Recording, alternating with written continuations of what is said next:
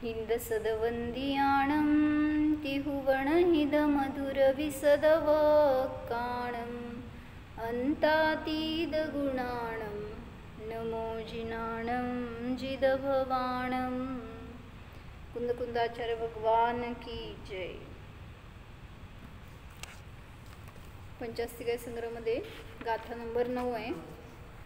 दवी यदि गच्छति ताईं ताईं सभावपज्जयाईं जं दवियं तं वर्णन्ते अनन्नभूतं तु सत्तादो।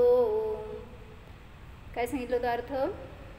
द्रव्य परिणमन करतं हे सांगायचं आहे भाव त्याच्यातून।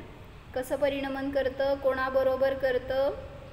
तर द्रव्य हे त्या त्या सद्भाव पर्यायांना द्रवित होतं, प्राप्त होतं, जे त्याला द्रव्य असे म्हणतात। आणि ते द्रव्य सत्तेपासून अभिन्न असतं, अनन्यभूत असतं हे सांगायचं आहे। काय कळलं? द्रव्य आणि सत्ता हे भिन्न भिन्न नाही, त्यांचं अभिन्नता आहे। आणि द्रव्य काय करतं तर परिणमन करून सद्भाव पर्यायांना प्राप्त करतं, द्रवित होतं किंवा प्राप्त करतं, प्राप्त होतं असं सांगितलं। कुठंपर्यंत वाचलं होतं काल?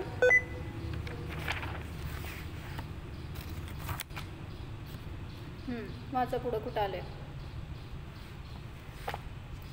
ते? खालचं वाक्य वाचलं होतं, शेवटून दुसरं 9व्या गाथेची अमृतचंद्राची यांची टीका, त्याचं खालून दुसरं वाक्य आहे, ते मोठं आहे, ते वाक्य वाचलेलं आपण, त्याचा अर्थ करू। ततः यत्पूर्वम सत्वम असत्वम, मागच्या गाथेमध्ये बघितलं होतं ना, 8व्या गाथेमध्ये काय सांगितलं होतं? काय सांगितलं होतं? प्रतिपक्ष सांगितले होते ना, त्रिलक्षणाचं प्रतिपक्ष काय? अत्रिलक्षण, सत्वचं असत्व, हे सगळे जे घेतले होते ना त्याच्याबद्दल विशेष सांगायला लागले। परत एकदा आधीचं वाक्य काय होतं? द्रव्य लक्ष लक्षण भावादिकांच्या द्वारे कथनचित भेद असताना सुद्धा वस्तुरूपाने सत्तेपासून अपृथकभूतच आहे असं जाणणे योग्य आहे। म्हणजे द्रव्य आणि त्याची सत्ता हे सर्वथा भेदरूप नाहीत। काय कळलं? बोला पटापटा, माझ्यासोबत आहात का? मागचंच घ्यायला वेळ गेला तर पुढे जाता येत नाही। द्रव्य आणि सत्ता हे कथनचित म्हणायचं, त्यांच्यामध्ये कथनचित भेद आहे, कथनचित अभेद आहे। कुठल्या अपेक्षेने? लक्ष लक्षण संज्ञा लक्षण प्रयोजन ह्यांच्या अपेक्षेने भेद आहे, पण जे स्वभाव आहे त्याच्या किंवा प्रदेश आहे त्याच्या अपेक्षेने अभेद आहे। काय म्हणले मी? लिहायसारखं होतं तुम्हाला, बघायसारखं नव्हतं माझ्याकडं। काय सांगितले? द्रव्य आणि सत्ता ह्याच्यामध्ये भेद, लक्ष लक्षण रूपाने संज्ञा लक्षण प्रयोजनाच्या अपेक्षेने भेद आहे कथनचित। आणि पुढचं वाक्य नाही ऐकलंय। आणि सत्तेच्या नाही, कशाच्या अपेक्षेने? प्रदेशाच्या अपेक्षेने अभेद आहे। प्रदेश त्यांचे अभेद आहेत ना, त्यामुळं अपृथकभूतच आहे असं सांगितलं। रुपाली डोक्यावर घेऊन बस। तर म्हणून म्हणलं की द्रव्य आणि सत्ता हे कथनचित भेदरूप आहे आणि कथनचित अभेदरूप आहे। पुढं त्याच्या पुढचं वाक्य वाचलं होतं, त्याचा अर्थ करते। ततः म्हणून यत्पूर्वम, जे काय पूर्वी सांगितलेलं सत्वाच्या शेवटचं वाक्य काय आहे ते? सत्तेपासून ते सर्व अनर्थांतरभूत आहेत हे सांगायचंय। म्हणजे सगळे काय आहेत? एक रूप आहे हे सांगायचंय त्यांना। मग ते ततः यत्पूर्वम म्हणून जे काय पूर्वी सत्रूपता आणि असत्रूपता, म्हणजे सत्व असत्व, त्रिलक्षणत्व अत्रिलक्षणत्व, एकत्व अनेकत्व, सर्व पदार्थ स्थितत्व एक पदार्थ स्थितत्व, विश्वरूपत्व एकरूपत्व, अनंत पर्यायत्व एक आणि अनंत पर्यायत्व एक पर्यायत्व, हे जे काय पूर्वी गाथेमध्ये प्रतिपादन केलं ते सर्व सत्तेपासून अनर्थांतरभूत द्रव्याचंच पाहण्यायोग्य आहे. काय कळलं? हे जे काय पूर्वीच्या गाथेमध्ये सगळी विशेषणं घेतली, त्याचे प्रतिपक्ष घेतले, ते सर्व सत्तेपासून अपृथकभूत द्रव्यालाही आहे असे समजावे. म्हणजे तुम्हाला जी काही विशेषणं दिली होती मागच्या गाथेत ती कोणाची होती? द्रव्याची होती की सत्तेची होती? कोणाची होती? सत्तेची. 8व्या गाथेमध्ये सत्तेचं वर्णन केलं ना आणि 9व्या गाथेमध्ये द्रव्याचं वर्णन करत आहेत. मग त्यांना सांगायचंय जे काही सत्तेची विशेषणं दिली होती ना तीच सगळी विशेषणं द्रव्याला पण आहेत. काय काय? एका श्वासात सांगा सगळी.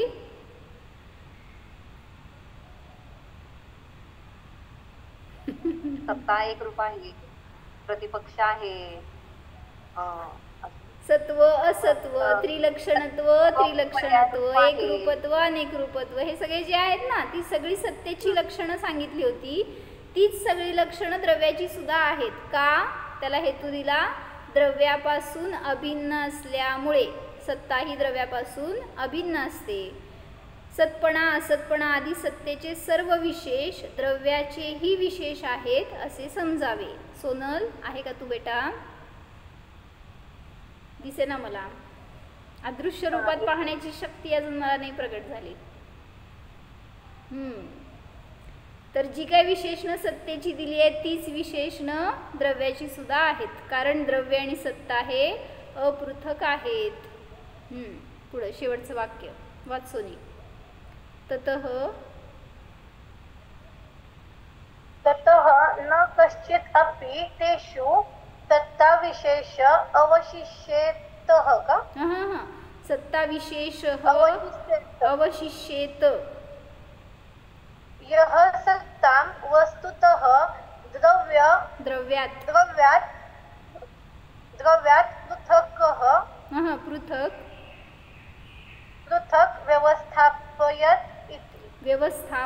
व्यवस्थापयेत इति. म्हणून काय सांगायचंय? सांगता येते? अर्थ करता येते? खरा प्रयत्न मी सांगते. ततः म्हणजे म्हणून. ततः म्हणजे म्हणून. नाही येत मला. नाही येत म्हणून मग कशाला म्हणाय? मी आपल्या आशेने बघायला बिचारी करते. म्हणून तेषु म्हणजे त्यामध्ये. कशामध्ये? सत्तेमध्ये किंवा सत्ताविशेष. त्या सत्ताविशेषामध्ये न कश्चिदपि अवशिष्येत असं काहीही वेगळं किंवा सत्ताविशेष अवशेष राहत नाही. त्या सत्तेमध्ये असं काहीही विशेष किंवा वेगळं अवशेष राहत नाही जी सत्ता वस्तुतः द्रव्यापासून पृथक स्थित करेल किंवा सिद्ध करेल. काय म्हणायचंय? त्यामध्ये असा कोणताही सत्ता विशेष अवशेष राहत नाही की जो सत्ता ही द्रव्यापासून वस्तुतः वेगळी आहे असे सिद्ध करेल. सोपं आहे बरं का वाक्य, फक्त जरा डिस्क्रिप्टिव्ह घेतलं म्हणून अवघड वाटतंय. त्यांना सांगायचं आहे पूर्वीच्या गाथेमध्ये जे काही सत्तेची विशेषणं दिली होती ना ती सगळी विशेषणं द्रव्याची पण आहेत. का? हेतू काय? आता 4 वेळा सांगितले की मी. हँग झालात का काय सगळे? बोला. जी काही सत्तेची विशेषणं दिली ती द्रव्याची आहेत कारण सत्ता ही द्रव्यापासून अभिन्न आहे. म्हणजे काय तुम्ही लक्षणं देणार जीवाचं लक्षण जे काय आहे ना ते सगळी लक्षणं त्याच्या सत्तेची पण आहेत. असंच का? कारण ते द्रव्य आणि सत्ता अभिन्न असल्यामुळे. मग त्यांना म्हणायचं या वाक्यामध्ये की त्या सत्तेमध्ये असं कुठलंही विशेषण नाही आहे की जे तुम्हाला द्रव्यापासून वेगळं करेल, वेगळं सिद्ध करेल.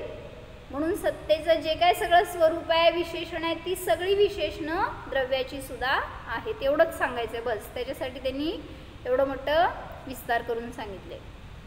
म्हणजे आपण जे मागच्या गाथेमध्ये सांगितलेले ना तर ते किती विशेषणं दिली होती त्यांनी? 5-6 काय विशेषणं दिली ना. सत्ता, सवपयथा, सविस्सरुवा, अनंतपज्जाया, भंगुपाद धुवत्ता सप्पडी वख्खा हवदी एक्का, ही 6 विशेषणं त्यांनी सत्तेला दिली होती 8व्या गाथेत. आणि त्याच्या विरुद्ध 6 विशेषणं कुठली कुठली? सवपयत्थाच्या विरुद्ध एक पदार्थ स्थिर, सविस्तर उवाच्या विरुद्ध अविश्वरूप, एकरूपता. नवीन नवीन गाथा तयार करायची नाही आपल्याला, जे आहे ते. तर विश्वरूपचं विरुद्ध घ्यायचं एकरूपत्व. नंतर अनंत पर्यायात्मक आहेचं विरुद्ध एक पर्यायात्मक.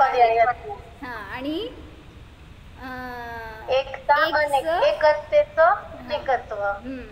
त्रिलक्षणत्वाचं अत्रिलक्षणत्व. पाद धुवत्ता त्रिलक्षणात्मक आहे त्याचं विरुद्ध अत्रिलक्षणात्मक. मग तिथं तर त्या गाथेत 6च विशेषणं सांगितली, पण समजून घ्या सत्तेची ही विरुद्ध 6 लक्षणं सुद्धा आहेत. म्हणजे एकूण त्या गाथेमध्ये 12 विशेषणं सांगितली. मग ती सगळी 12 विशेषणं द्रव्याची सुद्धा आहेत हे समजून घ्या, असं इथं प्रतिपादन करून सांगितलं. मग हे समजून काल काय सांगितलं होतं उदाहरण मी, द्रव्य हे प्रवाहित होत असतं. कुठं? द्रवती शब्द आलाय ना, द्रवती गच्छती म्हणजे काय? द्रवित होतं, आणि गच्छती म्हणजे प्राप्त होतं. काय म्हणलं उज्ज्वल काकी? 8वी गाथा 9वी गाथा आहे. दवियदी गच्छती पुढची गाथा हां 30 गाथा आहे. त्यातलं आता झालं वाचून, नुसतं गाथा बघा. तर काय सांगत होते मी काल? मी एक्सप्लेन केलं ना. काय एक्सप्लेन केलं? की द्रव्य हे द्रवित होतं आणि गच्छती म्हणजे प्राप्त होतं. मग द्रवित होतं म्हणजे काय? तर ते त्याच्या गुणांमध्ये राहतं. द्रव्य त्याच्या गुणांमध्ये राहतं, ह्याला म्हणायचं द्रवित होतं. आणि द्रव्य पर्यायांबरोबर वाहतं. काय म्हणले? द्रव्य गुणांमध्ये राहतं आणि द्रव्य पर्यायांबरोबर वाहतं. ऐकू आले का शब्द माझे? नाहीतर मागच राहिलात काय? माझ्याबरोबर वाहत या पुढं. द्रव्य त्याच्या गुणांमध्ये राहतं म्हणजे नित्य राहतं, आणि त्याच्या पर्यायामध्ये प्रवाहित होतं म्हणजे वाहत राहतं. जी कुठली पर्याय येणार त्याच्याबरोबर ते द्रव्य सुद्धा बदलत राहतं. मग त्याला उदाहरण काय दिलं मी काल? नदीचं काय सांगितलं तर सांगा.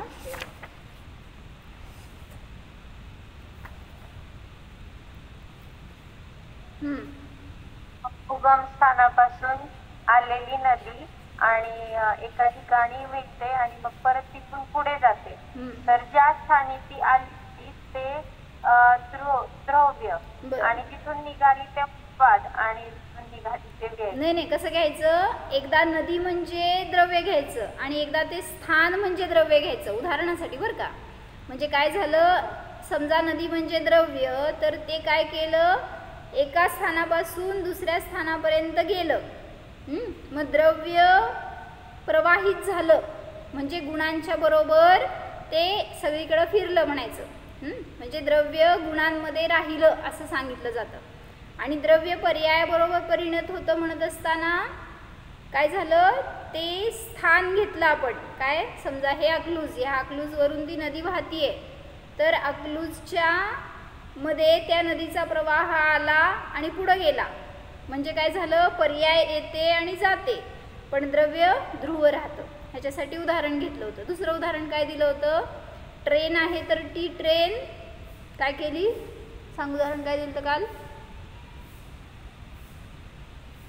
ट्रेन पण तसंच घ्यायचं ना. ती एका स्टेशनवरून निघाली, दुसऱ्या स्टेशनला गेली. काय सांग?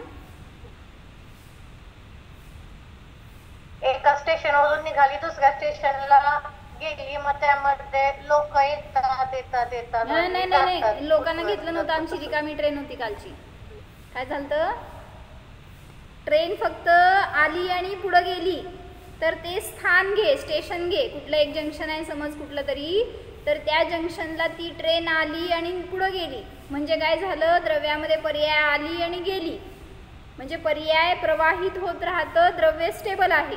हे उदाहरण घेतलं होतं. आणि ट्रेन आहे ती प्रत्येक स्टेशनवर जातीये, पण काय म्हणायचं? स्वतःला सोडत नाही आहे. त्याचं काय जे असेल ना गुण वगैरे त्याचं धर्म ते सोडत नाही आहे. म्हणजे द्रव्य आहे ते कुठल्याही पर्यायात गेलं तरी सुद्धा आपला स्वभाव सोडत नाही. म्हणजे ते गुणांबरोबर प्रवाहित होतंय आणि पर्यायामध्ये प्रवाहित होतंय. असं थोडंसं काय शब्द वापरले होते त्याला दोन आपण. गुणांबरोबर परिणमन करतं म्हणजे सहभावी सहभावी गुण सहभावी आणि क्रम. काय शब्द वापरलं होतं काल? सहभावी आणि क्रमभावी. अजून सहभावी गुण. सहभावी आणि क्रमभावी. नाही अजून लिहित नाही काय नाही. नित्यार्थ. बरोबर. गुणांबरोबर परिणमन करतं म्हणजे नित्यार्थ क्रिया आणि पर्यायाबरोबर परिणमन करतं म्हणजे अनित्यार्थ क्रिया. सगळं लिहायचं असतं. हे लिहा म्हणून पण मीच सांगायचं असतं. परत मला म्हणता ओरडती म्हणून.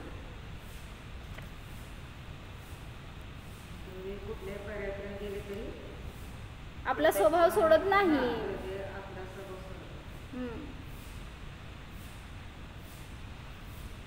अर्थक्रिया म्हणजे काय? परिणमन, प्रयोजनभूत परिणमन म्हणा किंवा बदलणे. आपला अर्थक्रिया म्हणजे स्वभावानुसार परिणमन करणं, ह्याला म्हणायचं अर्थक्रिया. जसं जीवाची अर्थक्रिया काय? ज्ञान दर्शन रूपाने परिणमन करणे, जाणणे, पाहणे ही जीवाची अर्थक्रिया. पुद्गलाचं काय? स्पर्श रसगंध वर्ण रूपाने राहणे किंवा परिणमन करणे ही त्याची अर्थक्रिया. असं प्रत्येक द्रव्याची स्वतंत्र अर्थक्रिया आहे. विभाव परिणमन अर्थक्रिया नाही का? अर्थक्रिया म्हणजे आता अनित्य अर्थक्रिया म्हणायचं मग त्याला. अर्थक्रिया इन द सेन्स प्रयोजनभूत नाही आहे ती, पण परिणमन आहे ना. मग अनित्य रूपाने पर्यायात जे काय परिणमन चाललं त्याला घेऊ शकतो. पर्याय रूपाने होणारं परिणमन त्याला अनित्य अर्थक्रिया म्हणा. वस्तुत्व गुणाचं कार्य आहे ते प्रयोजनभूत क्रिया, मग ते स्वभावानुसारच परिणमन असणार. आणि मग अर्थक्रिया होत असताना परिणमन मात्र घेतलं, मग ते नित्य अर्थक्रिया आणि अनित्य अर्थक्रिया असं दोन घेतलं. म्हणजे गुणांची रिलेटेड आहे ते नित्य अर्थक्रिया आणि पर्यायाबरोबर आहे ती अनित्य अर्थक्रिया. म्हणजे महाराजांनी ह्याच्यावर फार जोर देऊन सांगितलं होतं. कशासाठी? तर नित्य अर्थक्रिया का सिद्ध करावी लागली? कारण लोकांनी काय केलं, द्रव्य म्हणजे निठल्ला आहे असं मानलंय. द्रव्यामध्ये काय चेंजेस होत नसतातच, जे काय चेंजेस होतात ते पर्यायात होतात असं मानतात. मग त्यांना सांगायसाठी सिद्ध केलं की पर्याय विशिष्ट द्रव्य, जसं की 7 तत्वाचं चार्ट आहे ना, त्याच्यामध्ये महाराजांनी असं घेतलंय. काय घेतलंय सांग रुपाली? अभ्यासला तुझं PhD झाली आहे त्याच्यावर. हे जीव तत्व आहे, अजीव तत्व. सांग काय होतं? मला माहित नाही म्हणू नका आता. हे सगळे झाले. हे काय सांगायचं ते सांग मागचं. इकडं काय होतं? ही झाली पर्याय दृष्टी. काय करते? दिसतंय का? तर पर्याय दृष्टीने पर्याय बदलती आहे. जीव, अजीव, आश्रव, बंध वगैरे हे पर्याय बदलत आहेत. मग इकडं ध्रुवदृष्टी सांग मला काय आहे? द्रव्य दृष्टीने काय होतं? जीव आहे तसा राहतोय, जीवत्व त्याचं सोडत नाही. अजून म्हणजे कॉन्स्टंट आहे जीव जीव जीव. अजून पर्याय बदल. अजून जीवत्व कॉन्स्टंट आहे. अजून निर्शुद्धात्मा. अजून हे ज्या ज्या तत्वामध्ये गेलो ना त्या तत्वाने रहित असं दाखवलंय माहित आहे. आश्रव तत्व रहित, शुद्ध जीवत्व सहित असं सगळे हे ध्रुवदृष्टी दाखवली आहे. आणि मला महत्वाचं काय सांगायचं होतं त्याच्यामध्ये, त्यात एक शब्द वापरलाय असा काय, पर्याय विशिष्ट द्रव्य.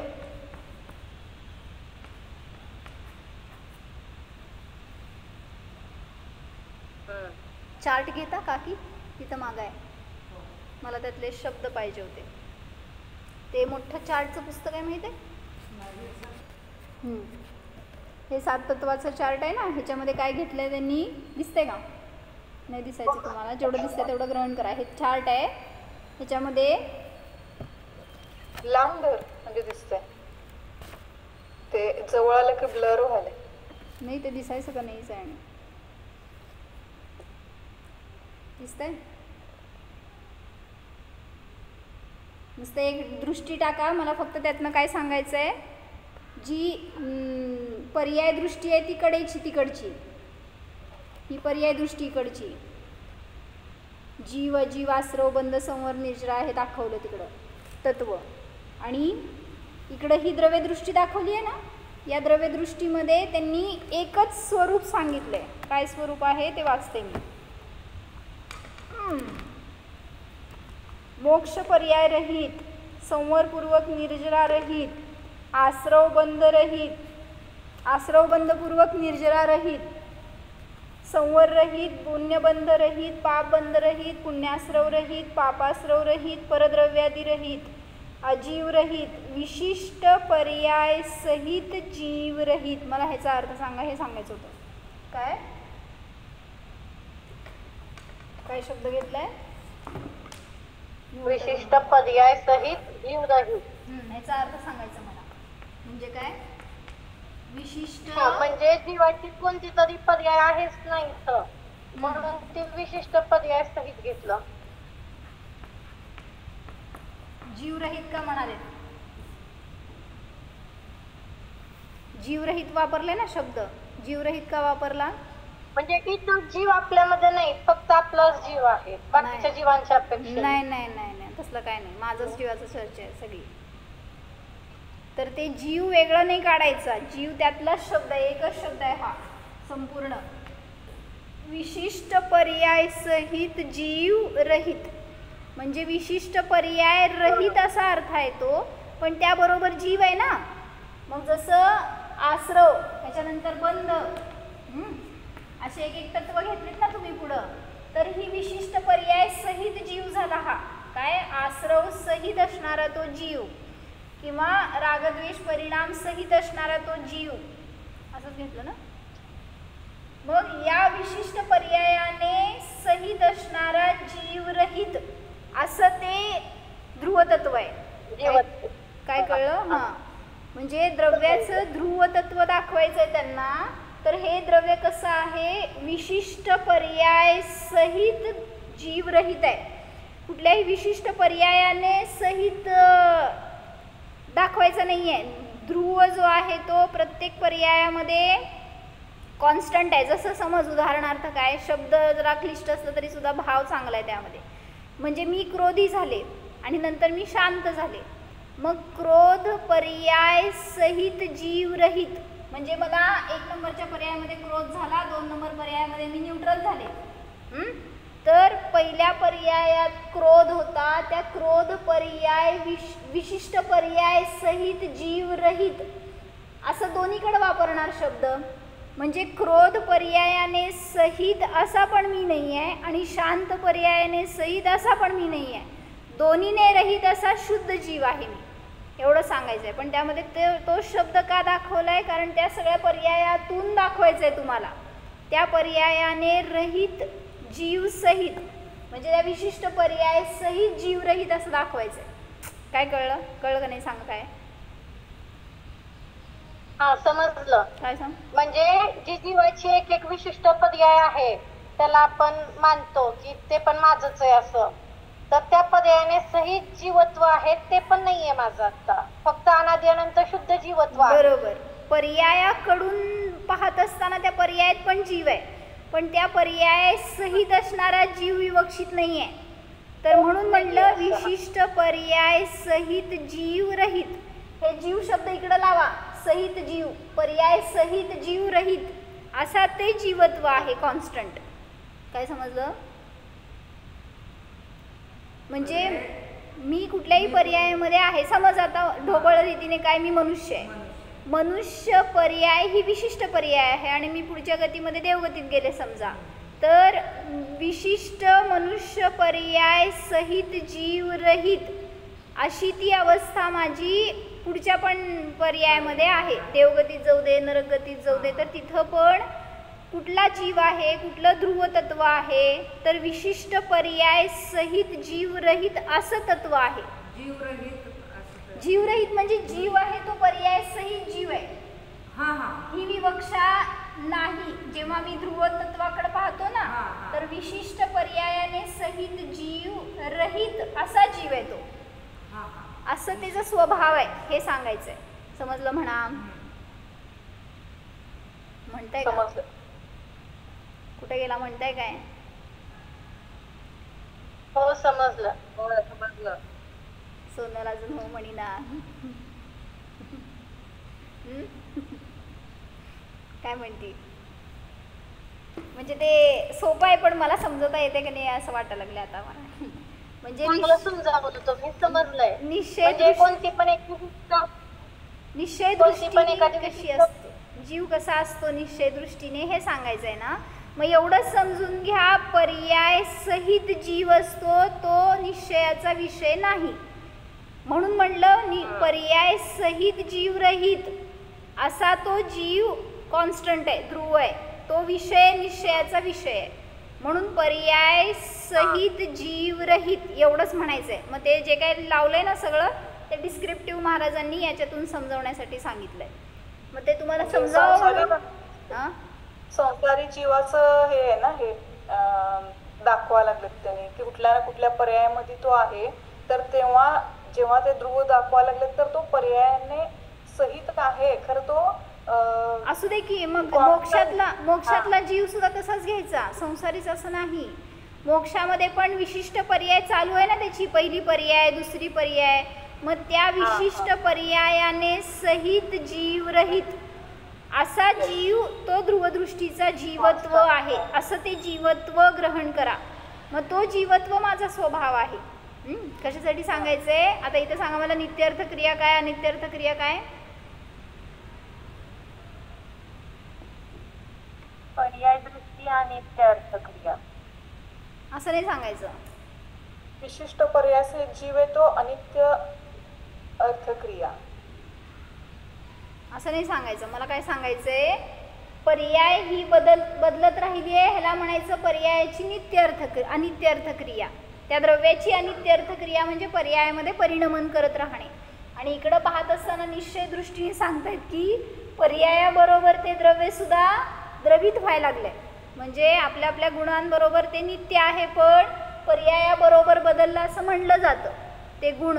म्हणून तिथं विशिष्ट पर्याय सहित जीव आहे ना, तो प्रत्येक पर्यायामध्ये चेंज होत राहतोय, तर त्याला म्हणलं नित्य अर्थक्रिया. गुणांच्या बरोबर परिणमन करते ते द्रव्य, त्याला म्हणलं नित्य अर्थक्रिया. ते द्रव्य गुण नष्ट झाले नाहीत, मग त्याच्याबरोबरच जे परिणमन चालू आहे त्याला म्हणायचं नित्य अर्थक्रिया. मग हे सगळं समजून काय फायदा? पर्याय जीव कसं काय नित्य अर्थक्रियामध्ये येतं?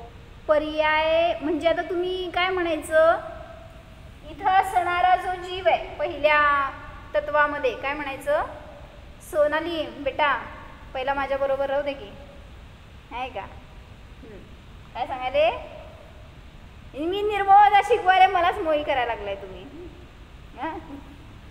तर या पहिल्या पर्यायामध्ये काय सांगितलं, जीव आहे तो या पर्यायाने सहित आहे जीवित, बरं का? हा जीव आहे ना या पर्यायाने सहित आहे.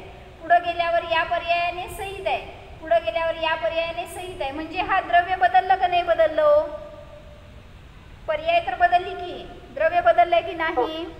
मग म्हणून सांगायचंय या विशिष्ट पर्यायाने सहित जीव असताना तोच द्रव्य इथं नाहीये, तेच जीव इथं नाहीये. म्हणजेच त्या द्रव्यामध्ये पण परिणमन झालंय आणि पर्यायामध्ये पण परिणमन झालंय.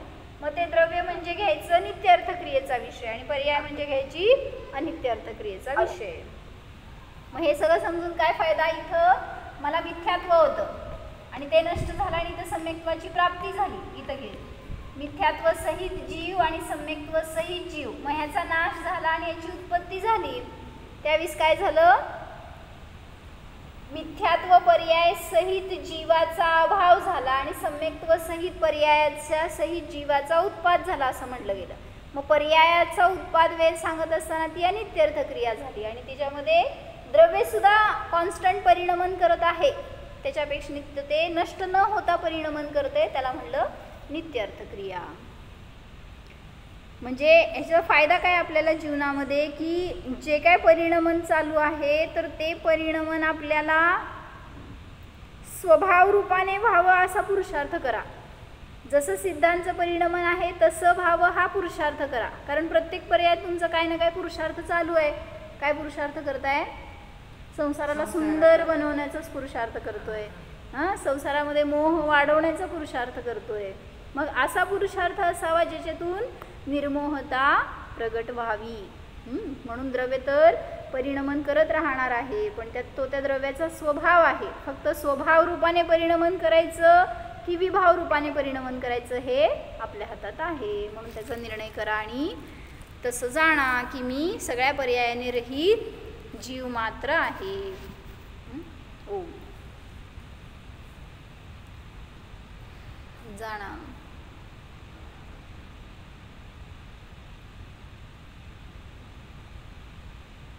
स्वतःचा नित्य ध्रुव स्वभाव जाणा. अनित्य पर्याय हा माझा स्वभाव नाहीच. सर्व पर्यायांमध्ये त्या सर्व पर्यायांना हा मी जाणणाराच आहे. न्यायक आहे, चेतनमय आहे. ध्रुव स्वरूपोहम. ओम. विसर्जन.